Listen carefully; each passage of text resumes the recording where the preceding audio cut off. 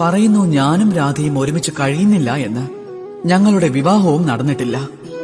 ഞാനിവിടെ ദ്വാരകയിലും രാധ അവിടെ ബർസാനയിലുമാണ് കഴിയുന്നത്. എന്നിട്ടും ഇത്രയും പ്രണയം എങ്ങനെയാണെന്ന്, ഈ ബന്ധം എങ്ങനെ നിലനിൽക്കുന്നുവെന്ന് ഞാൻ നിങ്ങളോട് അത് ലളിതമായി പറഞ്ഞു തരാം. നിങ്ങൾ എല്ലാവരും നിങ്ങളുടെ കണ്ണാടിയിൽ നോക്കിയാലും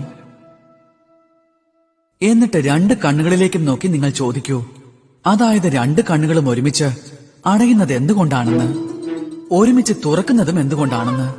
പിന്നെ ഒരുമിച്ചാണ് ഉറങ്ങുന്നത്, മാത്രമല്ല ഒരുമിച്ചാണ് കരയുന്നതും. ആജീവനാന്തം ഒരു വ്യക്തിയുമായുള്ള ബന്ധം ഉറപ്പായും കാത്തുസൂക്ഷിക്കാനാകും, ആ വ്യക്തിയെ കണ്ടില്ലെങ്കിൽ പോലും. അതുപോലെയുള്ള പ്രണയമാണ് എന്റെയും എന്റെ പ്രിയപ്പെട്ട രാധയുടേതും, അല്ലാതെ മറ്റൊന്നുമല്ല. ശരിക്കും അതാണ് പ്രണയം. രണ്ട് കണ്ണുകളെ പോലെ അവർ പരസ്പരം കാണാറേയില്ല, പക്ഷെ എന്നേക്കുമായി പരസ്പരം ബന്ധപ്പെട്ട് കിടക്കുകയാണ്. പിന്നെ ആ ഭാവം, അത് നിസ്വാർത്ഥമാണ്. അതുപോലെ നിസ്വാർത്ഥമാണ് പ്രണയം. നിങ്ങളെ സന്തോഷത്തിലേക്കാണ് അത് കൊണ്ടുപോകുന്നത്.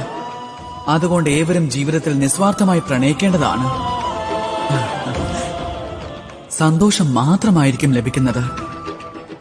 അപ്പോൾ ഏവരും എന്നോടൊപ്പം നിസ്വാർത്ഥ പ്രണയത്തോടെ പറഞ്ഞാലും, രാധേ രാധേ.